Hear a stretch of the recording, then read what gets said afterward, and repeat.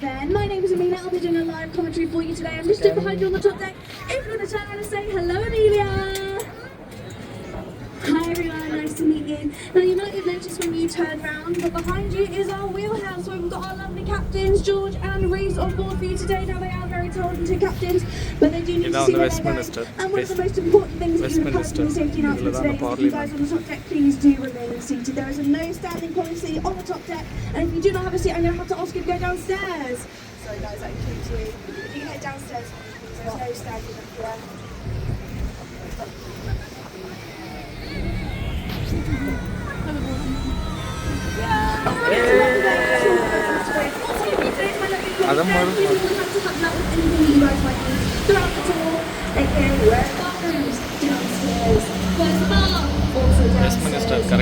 Do we have audio guys? Yes, downstairs. Fantastic. So I'll be doing a live commentary for you today, and the first site that we're going to talk about is this lovely building over to the right hand side, the Houses of Parliament, also known as the Palace of Westminster. Now, there has been a palace on this site since the Anglo-Saxon times, that's right. Now, this isn't the actually original palace. The original did burn down in 1834, and people gathered around to watch it burn. No, they didn't even try and help. They stood there and chanted, "Burn, Parliament, burn! Burn, Parliament, burn!" You even got enthusiastic yourself. Sorry. You know, one man even got arrested for excessive cheering. That's right. So cheer whatever you like outside Parliament, guys, but be warned, not too excessively. Now, this palace is actually built in 1860, designed by a man called Charles Barry in the neo-Gothic style of architecture, and has been home to our British government for over 900 years. Now, if you have some keen eyes, you might see outside that there are two different awards, some red and some green. No, it's not just decoration. These are for the two different parties that make up our government to be separated. Now, the House of Commons, they hang out on the green side, they are our public elected MP, and the House of Lords, they hang out on the red side, and they're selected by the monarchy for their wisdom, or something like that. Now, the reason why they are kept separate is to avoid corruption. But I don't know if you know anything about British politics. It doesn't do a very good job. No, but they try. They have separate bars, separate cafes, even separate bathrooms. And you might even see a politician out there today. And if you do, feel free to give them a little wave, or any other gesture of your choosing. I won't judge. Now, as we turn around, we can see the three tall towers that make up the House of Parliament. Just on the left-hand side, we've got the tallest tower with the flag on top of it. That is the Victoria Tower. Used to be the royal entrance to Parliament, but is now home to the Parliamentary Archives, including every law ever written since the 1400s, and all of our ballot papers. So if you vote for the most recent general election, your ballot papers will be stored there. In the middle, we've got a nice easy one to remember. That is simply the Central Tower, and it's just a really fancy chimney. And then, of course, on the far side, we've got that big old famous clock tower. We all know it, we all love it, don't we? And we all know its name. Come on, guys, let's shout it out after 3. 1, 2, 3. Well, you guys aren't completely wrong. No, the name of that tower is, in fact, the Elizabeth Tower, named in 2012 for the Queen's Diamond Jubilee. But let's face it, everyone does call it Big Ben, and that is because of the bell inside the tower. That is the name of the bell. It's 13.5 tons, and it rings once for every hour. So it rings 1 time for 1 o'clock, 2 times for 2 o'clock. But if it were to ring 100 times, well, it would be broken. Now, it's said that the name Big Ben actually comes from someone who helped construct this tall tower called Sir Benjamin Hall. Apparently that man was very loud, and not very nice to his workers. So his workers looked at that 13.5 ton bell and thought, "Hey Ben, it looks like you." And the name stuck. We're just grateful he wasn't called Richard. Come on guys, let's wave to the people on Westminster Bridge once again. Come on, they love it. We feel like celebrities here on the River Cruise. That's it. Trust me, the only time we'll ever get away back from a stranger in London, so make the most of it. And we're heading back to where we departed from today. Also where my boss is, the London Eye. Isn't she a beauty? They don't pay me to say that. No, she stands 135 metres above London and is the world's largest cantilevered observation wheel there. Lots of fancy words strung together there, but all that means is simply it is supported only on the one side, as we can see. Now, I do want to stress it is an observation wheel, not a Ferris wheel. That's right, my boss gets really mad at me when I use the F word at work. It has 32 capsules, one for each of the 32 London boroughs. But if you go on a run tonight, you've already been, you find yourself on pod 33, do not panic! No, it's simply removed pod 13 because people are too superstitious. Apparently no one wants to go on the pod 13 but it's going to be that high in the sky in case someone went wrong, and who would blame them? So instead, pod 33 takes its place. Now, the London was actually designed for a competition to find a new London landmark to celebrate the millennium. Would you believe? It didn't even win. No, it came second. Can you believe that? Even though it didn't win, British Airways did like the design of the London Eye so much they funded it themselves for £75 billion. Now, lucky for them, they made that money back in 2 years of its opening, so it was making a worthwhile investment. Originally, it was only supposed to be a temporary structure, but then we got given a 25-year extension, and in May of this year, it was granted permanent status on the Thames, so we get to enjoy the forevermore. Lovely. And that's complete. Now, up ahead of us now, we've got the two Golden Jubilee bridges either side of the Hungerford Railway Bridge, a Victorian Railway Bridge that goes all the way into Charing Cross, the geographical centre of London. But I reckon we can get some waves, guys, so come on, get your hands in the air and make some noise! Don't put your hands down just yet, guys, because look, it's two for the price of one on this bridge. There's another one! Lovely stuff. So turning your attention to the right hand side, just over here we've got the Sandbank Centre with that building that says the Royal Festival Hall. Now this building actually has its origins in the Festival of Britain in 1951. The festival was supposed to be a tonic to the nation after World War II, so people will understandably quite unhappy. But that building still stands and is now home to the Art Deco Concert Hall and the London Philharmonic Orchestra, so if you ever want to go and see them rehearse for free, you can do so in that building. Fear of London. The building was then later extended to the left, where we've got the Queen Elizabeth Hall, the Purcell Rooms and the Haywood Gallery. And underneath that building you can actually find the UK's first skateboarding park. Yeah, it's called the Undercroft. It opened in the early 1970s and is now home to British skateboarding. And it's quite interesting to go and check out, guys. If you ever find yourself wandering along South Bank, I would definitely recommend it. But we're going underneath Waterloo Bridge now, so give those people on Waterloo Bridge a little wave. Nobody's there. Guys. Really getting ready for coffee as well.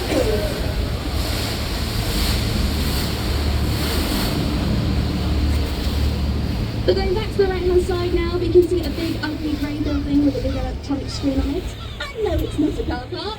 That is in fact the National Theatre. And much like lots of the buildings along South Bank, it was built in the Brutalist style of architecture, so don't worry guys, we're allowed to call it ugly.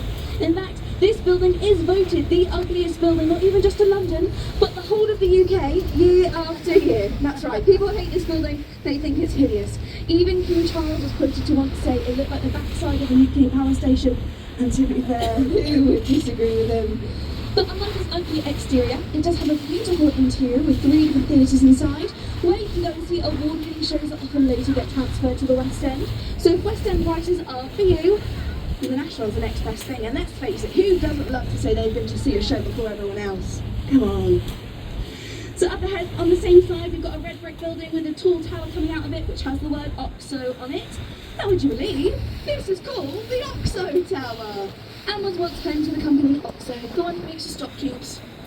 This used to be their building, and when it was built in the 1930s, OXO were actually taken to court. See, the River Thames is a royal highway, and skyline advertising is actually illegal. So they were taken to court, but luckily for OXO, they had a very clever lawyer that simply stated, "No, Your Honour, we did not put our company name on that building. We know that's illegal, don't be silly. We simply ordered a random set of geometrically shaped windows that just so happened to be a circle, a cross, and another circle. We arranged them randomly and it just so happens to spell out the word OXO, but that's not our company name, we promise." And they got away with it, since there's no rules on different shaped windows by the Thames. But you know guys, I've heard that that judge hasn't worked a case since. That's right, he became a bit of a laughing stock. Come on guys, it doesn't get any better than that. You might as well laugh now. So on the left-hand side, we've got one of the most famous buildings in the world. That there is St Paul's Cathedral. The 5th iteration of St Paul's after the 4th was damaged in the Great Fire of London in 1666. So Sir Christopher Wren rebuilt this one. It's taken 35 years. In fact, it was declared open on Christmas Day of 1711. So what a lovely Christmas present for London, I think you'll agree. It stands 365 feet tall, and this is because Sir Christopher Wren was a very religious man, and he believed that you should worship him every day of the year, and not just Christmas and Easter. It's so tall, it takes 528 steps to get to the top of St Paul's Cathedral, so if you're looking to reach your daily steps goal, this is the place to visit.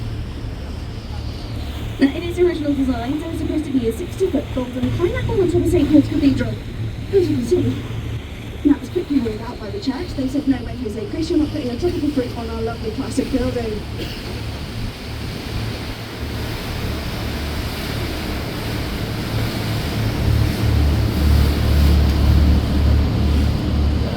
Now we're between the two Blackfriars bridges here. Now these bridges are actually classed as 2.5 bridges. I wonder if you can figure out why. I think it's on it for a little while and we'll talk about it later.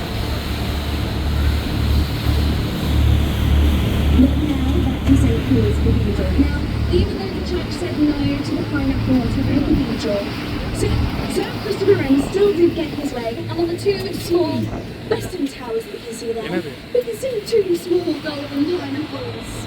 Now you might be thinking in the media, why pineapples, what's the hype? Well, let me tell you guys. Because pineapples, obviously, they're a tropical fruit, they had to be imported into England back in the day, and when they first appeared they were very rare and very expensive.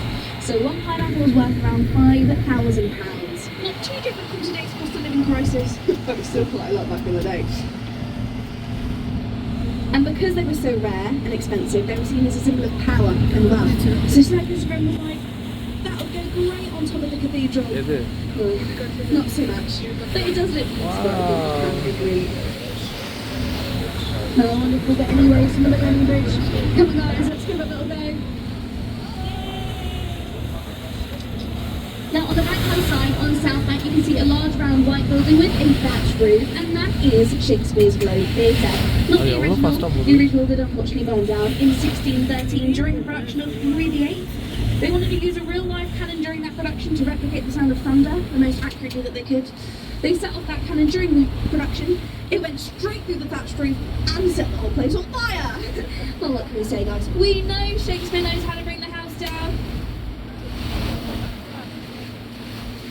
Now this is a reconstruction built by an American man called Sam Wanamaker, who came to London in the 90s and was absolutely gutted to find out that there was nothing here to remember Shakespeare by. So he took it upon himself to build that very theatre. And it is a real theatre, you can go and see Shakespeare's plays there today. They have a summer season, and you can tell what show is on at the moment from the flag that's waving at the top. So they have different colours. So at the moment you can see a red flag, which means there is a historical play on at the moment. Whereas if it was a white flag, it would be a comedy, and a black flag, a tragedy. Now another fun fact about the Globe is that is the only thatched roof that we'll ever see here in London. Our thatched roofs were applauded for being such a catalyst to the Great Fire of London. But the Globe Theatre was renamed using real Elizabethan techniques. And also used to stand just behind this pub on the right hand side, the Annie Tavern, back in the day before it burned down. The Annie Tavern is actually one of the most famous riverside pubs, and it said Shakespeare used to drink at this pub himself.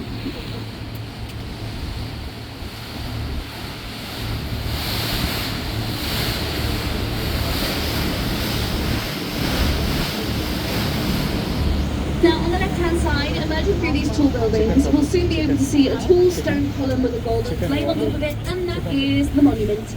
Also built by Sir Christopher Wren as a monument to the Great Fire of London, and also an observation platform for Londoners to go up and watch their city be rebuilt around them after the fire destroyed around 80% of the city. Now you can still go up the monument today. It was very, very busy earlier. It looks a bit quieter now. But I do warn you, it is 311 steps to get to the top, and there's no lift or escalator to help you out, so your thighs definitely will be burning when you reach that observation platform. Pardon the pun. But it is a lovely view, very historic, and you learn lots about the Great Fire of London, and you do get a little certificate for your hard work as well. Makes it totally worth it.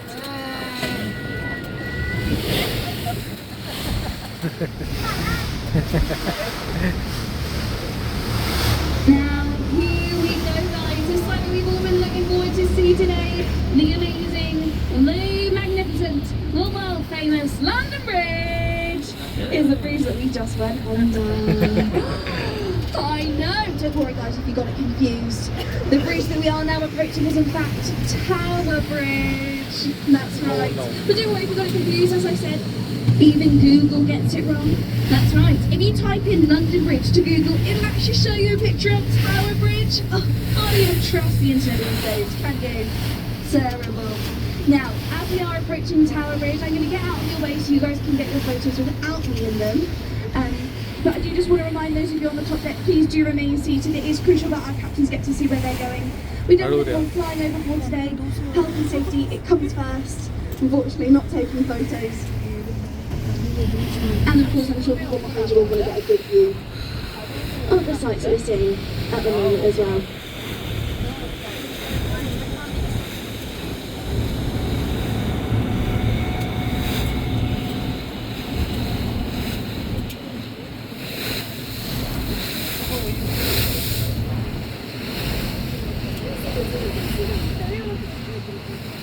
So I don't know if you can see it because it is currently camouflaged. But just to the right hand side of us, there is an 11,500 ton battleship, HMS Belfast. HMS Belfast was built in the same shipyard as the Titanic and thankfully has had a nice photo of it. It played a significant part in World War II. I even sank one of the German battleships as Star Wars, apparently Hitler's favourite ship, and 3 times its size. That's pretty impressive with this new guy. Now, after the war, HMS Belfast was actually due to be scrapped until the Imperial War Museum stepped in.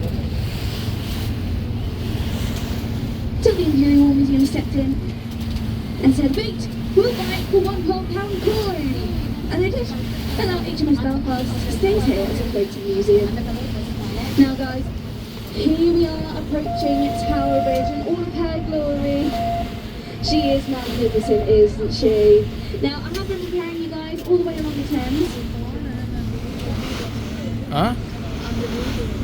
For this very moment. Now there is an old famous legend that states that if you get Tower Bridge, you do get 5 years good luck. So come on guys, let's get our hands in the air. Let's make some noise for the people on Tower Bridge and get some good luck, because God knows I need it. I'll be ready. Are we steady? Yes. Come on guys, get your hands in the air. Oh, ready to get some good luck already.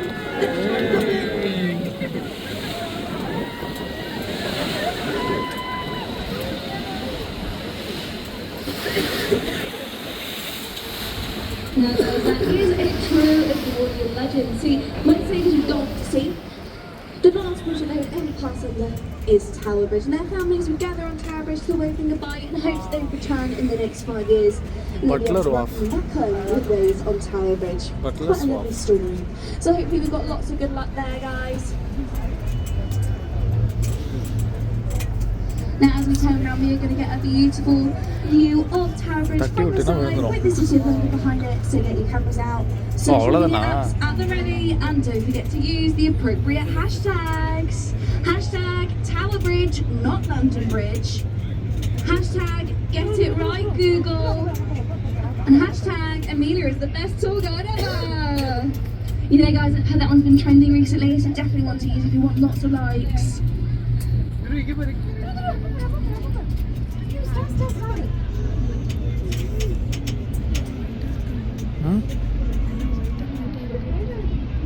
And Tower Bridge is a bascule bridge, which means the middle that opens up to let big ships pass through. And when it first opened in 1894, these bascles will open around 6,000 times. Now it's much rarer to see it open these days, but it still does happen maybe around twice a day. So if you would like to see Tower Bridge when it's open, and it is a beautiful sight to see, I definitely recommend having a good little Google online, because there will be a Tower Bridge timetable on there.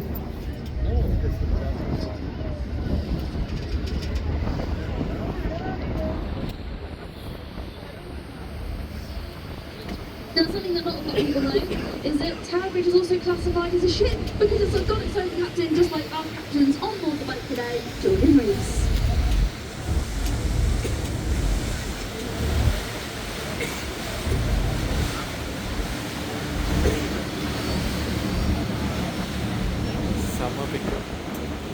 Now over on the right hand side, we can see this big famous building, the Tower of London. Now the Tower of London used to be a fortress, palace, at one point it was even a zoo.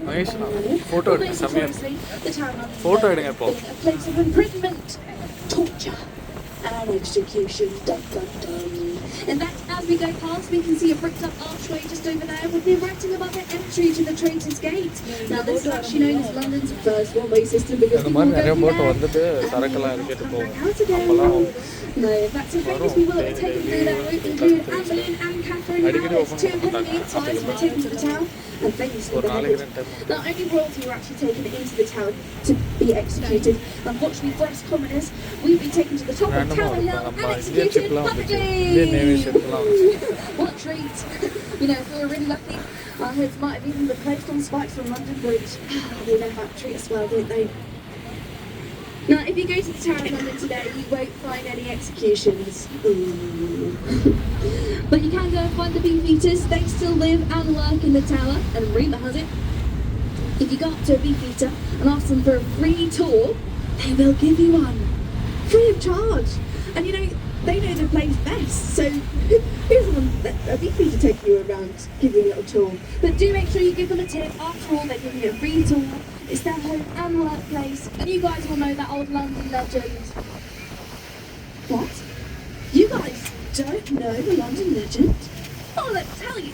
There is an old London legend that states, if you tip any London tour guide, you get 10 years financial success! Wow, what a good deal! One, maybe two good to pass on. I don't know. So on the right hand side over here we can see our very higgledy-piggledy London skyline. Some of our very famous skyscrapers with very funny shapes and very amusing names to go with them. Now the reason why our London skyline is so higgledy-piggledy is all to do with St Paul's Cathedral. See, there is a policy that was put in place, a law that states that St Paul's should be viewed from 8 key points of the city. So our London skyscrapers have had to adapt in shape just a little bit. But they have very funny names to go with them, so I'll name them and I want you to try and figure out which ones are which, if you don't already know. We've got the gherkin, the scalpel, the cheese grater, and my personal favourite, the walkie-talkie. And then of course on the opposite side we've got the Shard, short for Shard of Light. Now this is actually the tallest building here in Britain. They're going to be no taller because the Shard actually meets the limit of the very strict aviation laws that we have here. So it stands 310 metres high, has 95 floors, so let's hope that lift isn't broken very often. And up at the top you can find restaurants, apartments and some of the best views across all of London. But here we are, once again approaching the very famous London Bridge, and if you don't believe me, it is written on the base of the bridge, so you can tell I'm not telling you any porkies. Now they've been a bridge on this site for over 2,000 years. The first was actually founded by the Romans in 50 AD, so a very, very long time ago. That bridge was then replaced by a medieval stone bridge in 1209.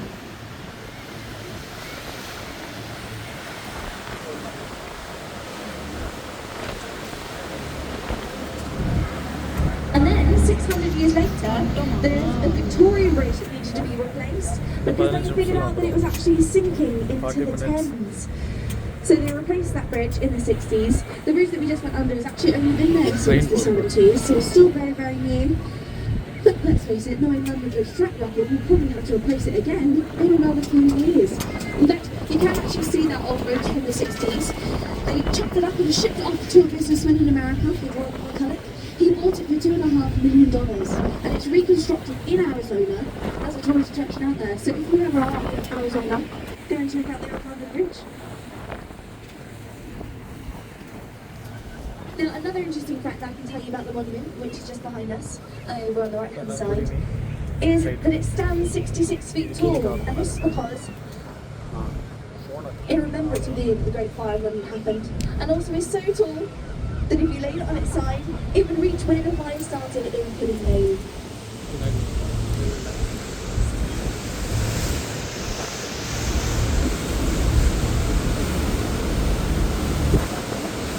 Now, it wouldn't be a good London tour without pointing out a great place to go and find a pint afterwards, would it? So on the left-hand side, we've got that famous riverside pub that I pointed out earlier. That is the Anchor Tavern, and there has been a tavern, an alehouse, or a brewery on that site for over 400 years. As I mentioned earlier, Shakespeare actually used to drink at this pub, and also there are a couple more famous writers who used to drink at that pub, including Charles Dickens and the famous diarist Samuel Pepys, who apparently saw the Great Fire start from that very pub. He started writing it down in his diary, and that's why we have such a detailed knowledge of what happened in the Great Fire today.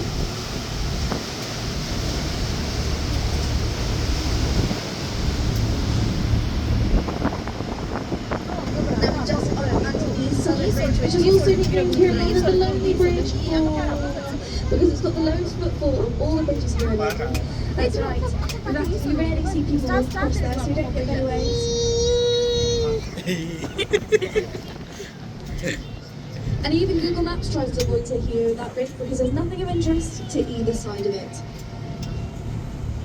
Now, a very busy bridge is the bridge in front of us. It is the Millennium Bridge. And I don't know if you remember that competition that I mentioned earlier where the London Eye came second. We're not bitter at all. This was the winner of that competition. Opened in the year 2000, and let me tell you, it had a very shaky start to its career.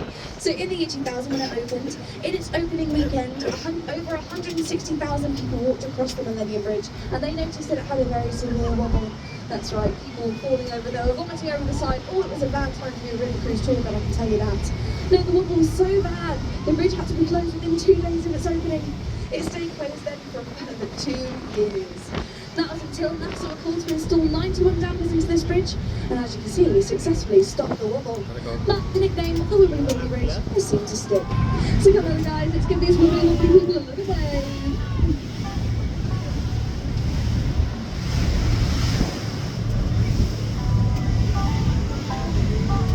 Now, you might actually recognise the Millennium Bridge from some famous Hollywood films. That's right. If you've got any Harry Potter fans on the boat today, you might recognise this bridge from Harry Potter and the Half-Blood Prince, where at the beginning of the film, it was attacked and destroyed by some Death Eaters. It's also been in Guardians of the Galaxy, where it was also attacked and destroyed. And it's also been in London Has Fallen, where you guys guessed it, it was attacked and destroyed.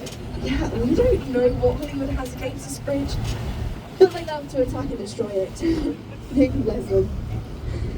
Now up ahead on the left-hand side, we can see that tall building there, the newest addition to our London skyline. This is number 1 Blackfriars.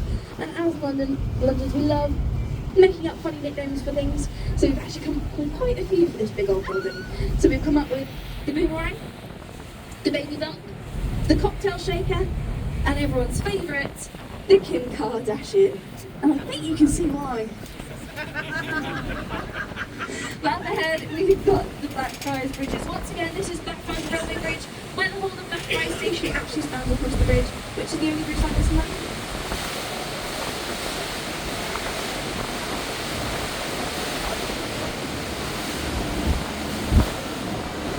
Now, I'm sure the anticipation is eating you guys up. You've been wanting to know what I meant earlier when I said that these bridges are classed as 2.5 bridges. Let me tell you, it's all to do with these pillars either side of us now.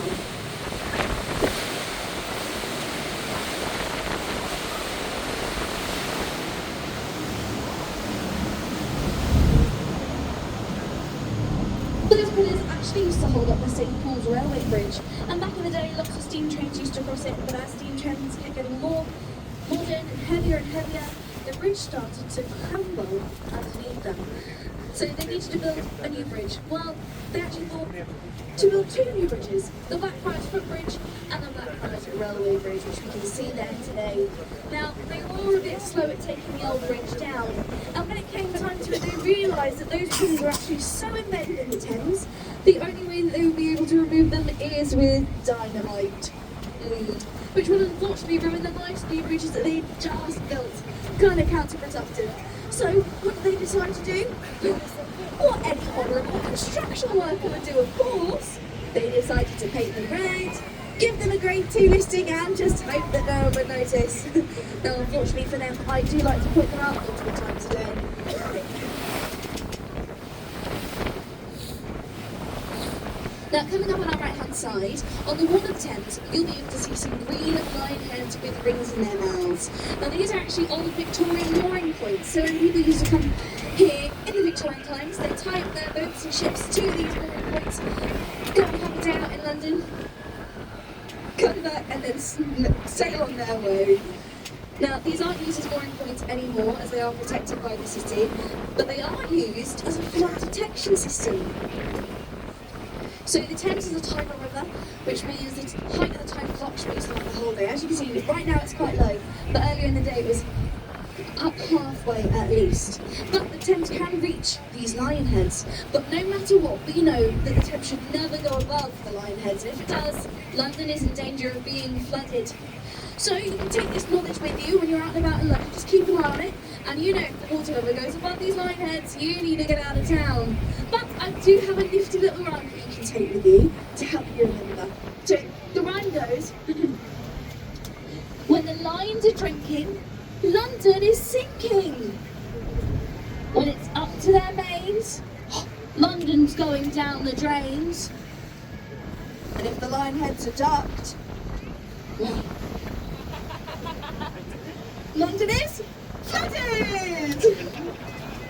Exactly. Yeah, obviously, guys, what were you thinking? Never mind. So coming up ahead, we've got one of my favourite bridges here in London. I cross it quite a lot. Waterloo Bridge, unfortunately, nothing to do without that. Nothing to do with the Napoleon.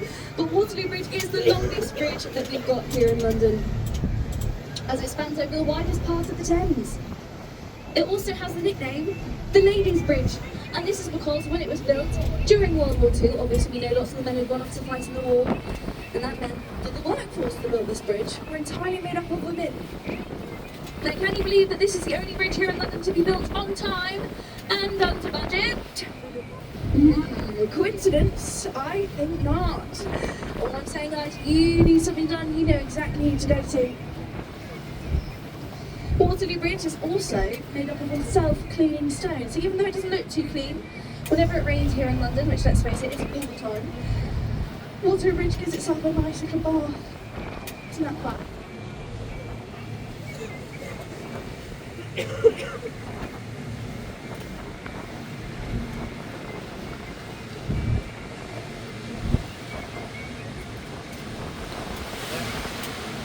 as we come out from Waterloo Bridge, on the right-hand side, we can see the oldest thing on today's tour. That tall stone obelisk over there is Cleopatra's Needle. 3,500 years old, even older than the City of London itself. This needle was actually a gift to the British government after our help in the Battle of the Nile in 1819, so it's a gift. And as you can see, either side, there's a sphinx. Now, traditionally, sphinx are actually supposed to be facing outwards. This is to protect the needle from any negative spirits. But as you can see, the Victorians installed them incorrectly, and they're facing inwards, so it looks like they're having a nice little chat. Or maybe the Victorians were actually onto something.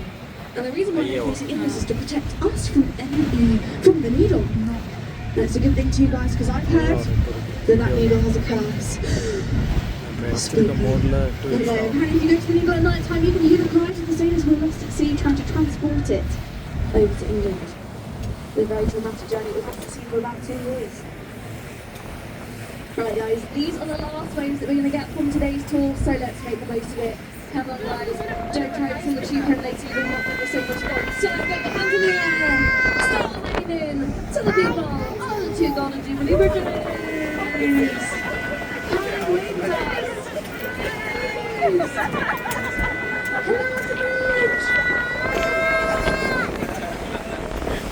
ஆரம்பிச்சது எங்க ஆளு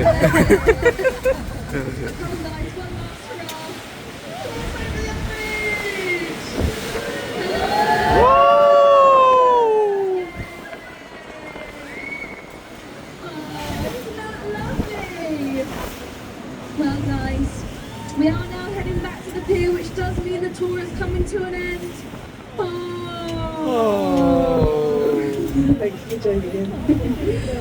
So it does mean we're going to start our docking process very, very shortly. So just to let all of you know, on board the toilets on board are now closed. But don't worry if you do need to pop in the loo, there are some toilets in the access just at the end of the pier. And also another reminder for those of you on the top deck, please do remain seated, especially until we give the all clear to depart the boat today. This is probably the most crucial time for our captains to see where they're going. And you know what, we've done so well with not anyone going overboard today. I'd like to last the rest of the tour. But I still can tell you about a few more things while we start docking up. So on the right hand side, here behind those trees, there is a building with some greenery, and that is the Ministry of Defence. Also known as the iceberg, because apparently what we've seen is actually just the tip of the iceberg. That's right, that London goes way down deep underground, and there are lots of nuclear bunkers and tunnels leading to the Houses of Parliament, Buckingham Palace and Downing Street. So I know what you guys are thinking, and I can put your mind at ease. Don't worry guys, if there's ever a crisis here in London, our government will be just fine for you. In 1999, when the London Eye was being built, the Ministry of Defence actually took the London Eye to court. That's right. See, they thought the London Eye being placed here would be a huge security risk, and they were worried that sneaky spies would go on the London Eye, they'd set up their telescopes and try and sneak a peek into the building of the Ministry of Defence and try and steal all of our secrets. Now, this was a real court case in the 90s, but very short-lived. The judge was having absolutely none of it. He simply said to them, "You are the Ministry of Defence.